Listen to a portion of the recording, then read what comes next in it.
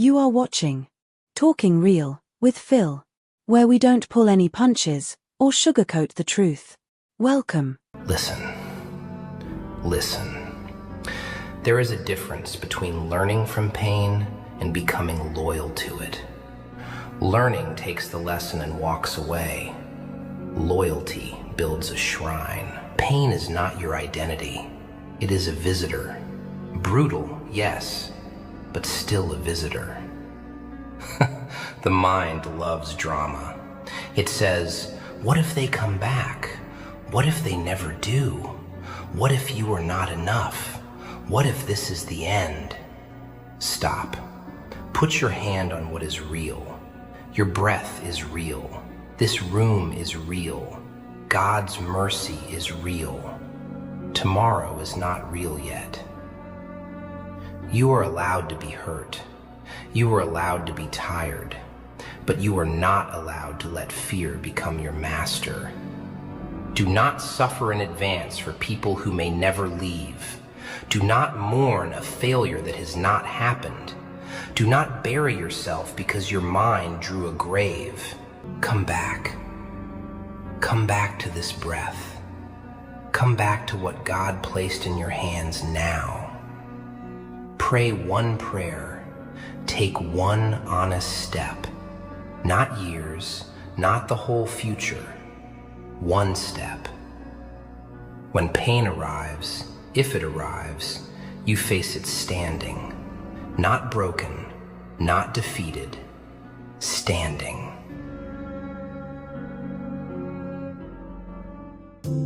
Is it better to love and lost, or to never have loved at all?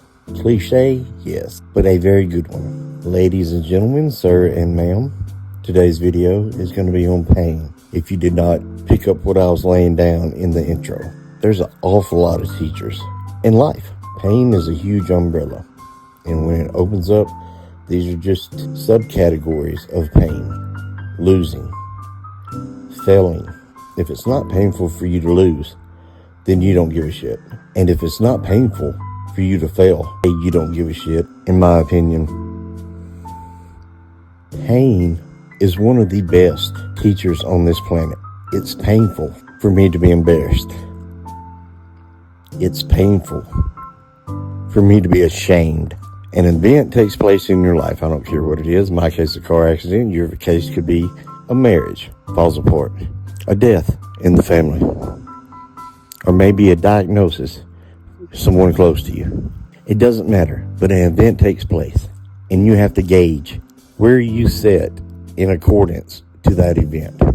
How far down did this event knock me or prevent me from moving forward? I'm going to use my situation because that's what I have experience in, and that's how I can relate the point I'm trying to make. I'm sure in some way, shape, or form you can use this as broad strokes. It was just really hard for me to comprehend laying in bed and not being able to turn on either side by yourself. I hadn't grasped the concept of how I was never going to walk the way I did before the wreck. That had not sunk in yet. I was trying to move my body just in the bed, just to tilt my body on the side, and I couldn't raise my right leg. And it was really weird for me because I'm sitting here doing this with my left leg. I see how my left leg and my toes and my feet respond. And then I look at my right leg and nothing. Even though I'm stimulating the action for it to move, it's not going to move. The point I'm trying to get across is, in the beginning, I had to live with the fact that I have to start small. I have to learn to walk over again. With this as my identity now. So mentally, it's hard to comprehend. Physically, it's just not happening. And emotionally, I'm all over the place. I'm angry, I'm mad, I'm hurt, I'm scared, I'm disappointed. You're everywhere. But at that time, I did not grasp that I had to start small. Very small. As in, can I turn 2 inches to the left? But can I do that? Now, the physical aspect was difficult to see what I could not do. But the mental aspect of that was horrifically painful. Painful because I didn't know. Not knowing sucked. Not knowing sucked, but also imagining what I'm going to have to do to get me to the point of standing up and walking. That was a painful thought. It was terrifying. And it wasn't terrifying because I didn't think I could do it. It was terrifying for the fact that I didn't know what I didn't know. If that makes any sense. That aspect terrified me. I guess the time consumption that it was going to take in order to reach where I thought I could be. That was painful. I had to live with the pain. There was no way around it. And at times it got to be overwhelming. And eventually I had to say, okay, I can't do A, B, C, D anymore. But what can I do that can help me get to A? How small a step do I need to take? You're going to have to do something in your life differently than what you are doing at this very moment in order to conquer that pain, in order to get that pain to move along. So once I took that small step of being able to finally turn myself completely on one side, I could do it more. And I could do it more. And I would add to it.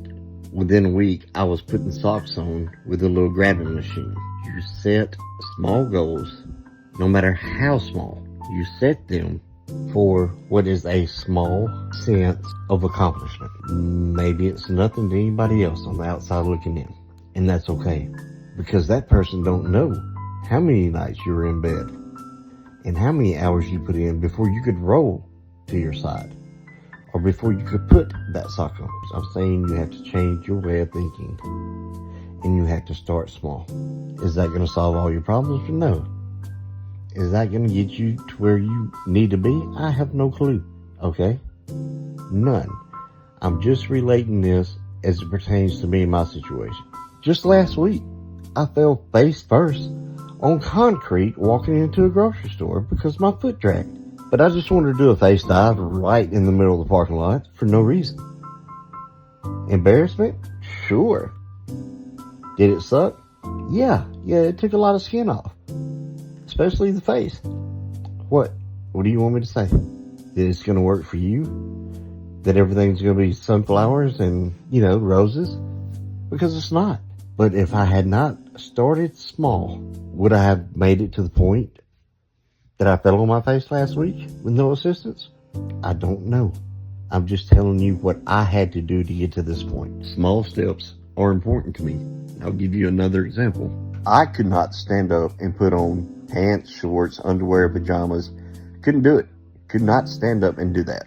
I had to sit down on the bed because when I would put on my pants or my underwear and I would put one leg through and I would go put the weight and support on my right leg or my bad leg, it would just crumble. It would not hold my weight. And you would just fold like a chair.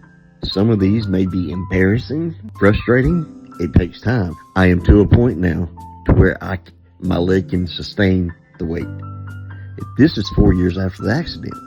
Whatever you're going through, whatever place you're in right now, you can get out of. You can. You may have to change the way you think. You have to change your expectations. But you have to set goals and hit those goals. You don't have to tell anybody your damn goals. Okay? I've not told anyone mine, but I've got them wrote down. I go through a routine. Every day since that wreck that I've been in this bed, I go through a routine. Every day. No matter what. And yeah, I wish I was light years ahead of where I'm at. But you keep setting goals and you keep hitting those goals, no matter how small or how simple. That's it, guys. It's not magic. You're not going to wake up one day and have a solution to your problem unless you work on it. So just real quick in summary, people, pain is a great thing in my opinion. It gives you appreciation for the times you are not going through pain. You don't let it consume you. You acknowledge it and you move forward. However small of a step you have to put in front of yourself in order to move past that, do that. Don't focus on what you can't do.